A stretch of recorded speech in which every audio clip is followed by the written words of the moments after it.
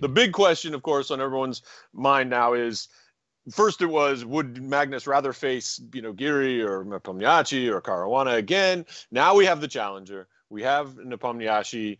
Now Nepomniachtchi. Look, he has greatly improved over the last year or a couple of years.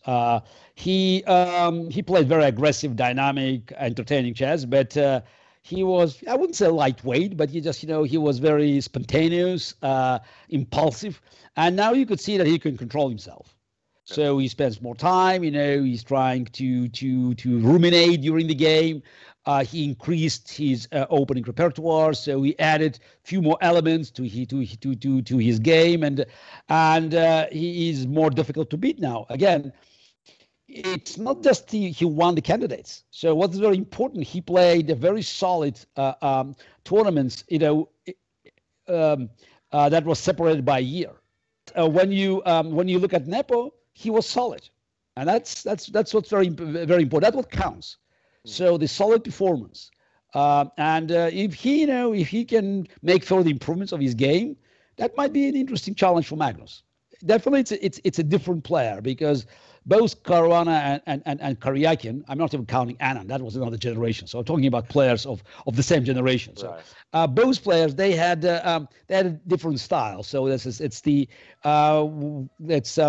less aggressive than Nepomniachtchi. The reason is that I think we have better chances now to avoid tiebreak, is that unlike in the previous matches, Magnus is, especially against matches Caruana, Magnus is cannot be so comfortable with the tiebreak against Nepo.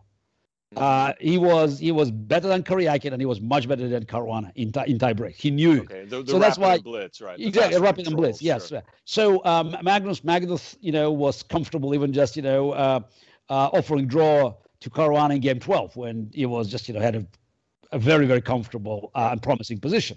Now he will have to think twice, because in a fast time control, Nepo probably not as good as Magnus, but is definitely better than Caruana and Karyakin. So it's again, I'm curious to see how Magnus will handle it. So, but I have no doubt that he is a favorite. I'm not